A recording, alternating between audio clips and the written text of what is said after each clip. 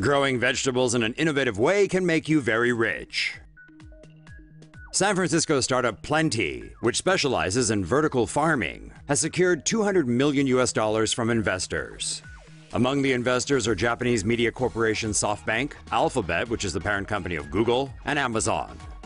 Plenty's farming design allows plants to grow vertically on the sides of a tall tower. Lights are also arranged vertically to give plants as much exposure as possible. The vertical farm can grow up to 350 times more produce than conventional farming methods in the same amount of space.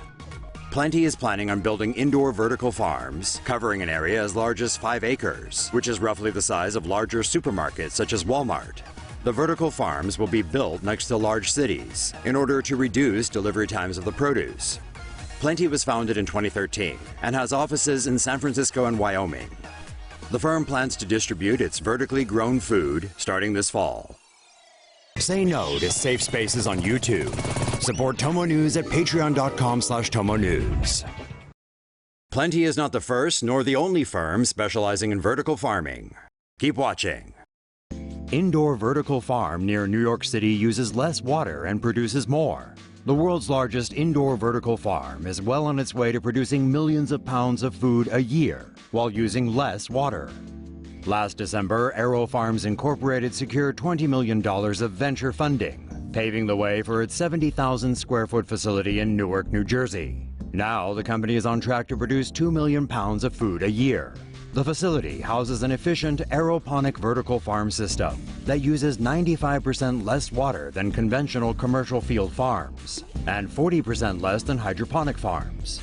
The farms use no sunlight or soil. Instead, the plants are housed on shelves and sprout out of a cloth medium made of post-consumer recycled plastic.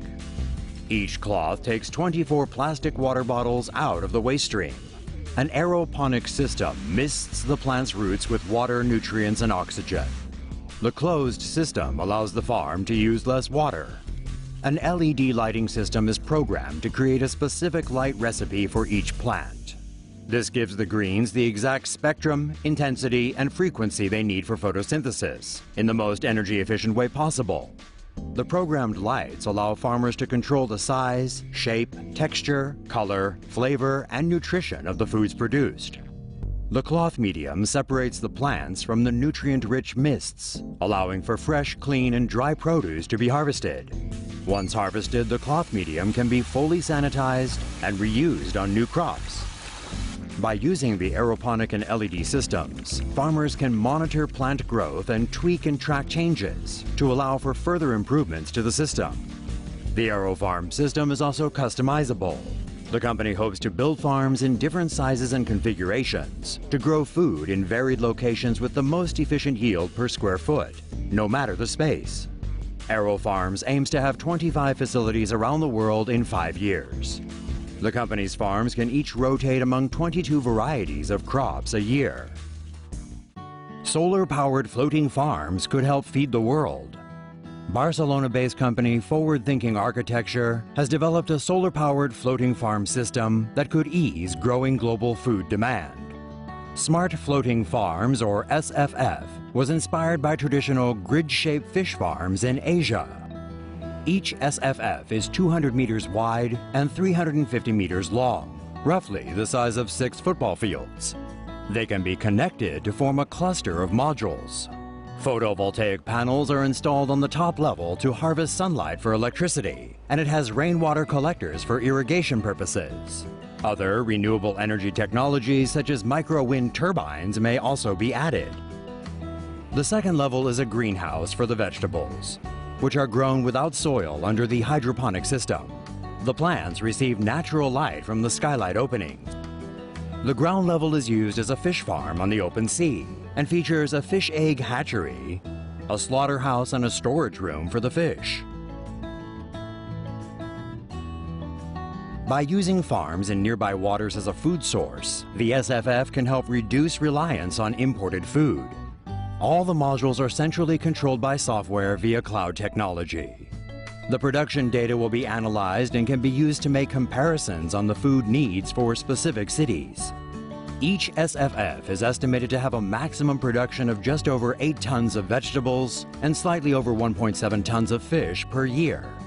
The floating farms are ideal for densely populated cities near coastal areas, such as Los Angeles, New York, Tokyo, Singapore, and Hong Kong.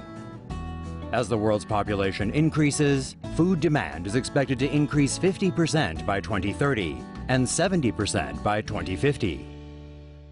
Say no to safe spaces on YouTube. Support TomoNews at patreon.com/TomoNews.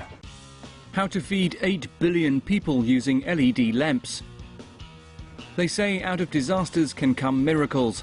On March the 11th, 2011, at 2:46 p.m., a large earthquake struck off Japan's northeastern coast, setting off a large tsunami and wrecking the Fukushima Daiichi nuclear power station. It became known as the Great East Japan Disaster.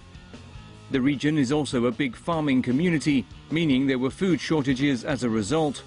Botanist Shigeru Shimamura and his company Mirai used the disaster as a catalyst to test his theory on the viability of indoor industrial farming. The indoor farm is located in a 25,000 square foot former semiconductor plant that was vacated after the Tohoku, Japan earthquake in 2011. The farm factory can yield up to 10,000 heads of lettuce a day thanks to the strict clean room environment. Soil and air temperature, humidity and light are all controlled to exacting specifications. Outdoor farming is fraught with risks. For example, too much sunlight can stunt a crop's yield. But in this farm, the special LEDs developed by General Electric can be controlled to give off the amount of light most conducive to photosynthesis. Meaning instead of 50% of all crops being discarded, less than 1% gets thrown away. Also, the amount of water used in irrigation is greatly reduced, and the number of harvests can be 4 times the normal rate.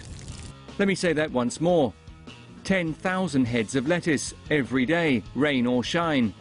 Mirai and GE are looking to expand to Hong Kong and Russia in the near term, with the goal of expanding to the point where the veggie factories can be used to conserve both land and water worldwide.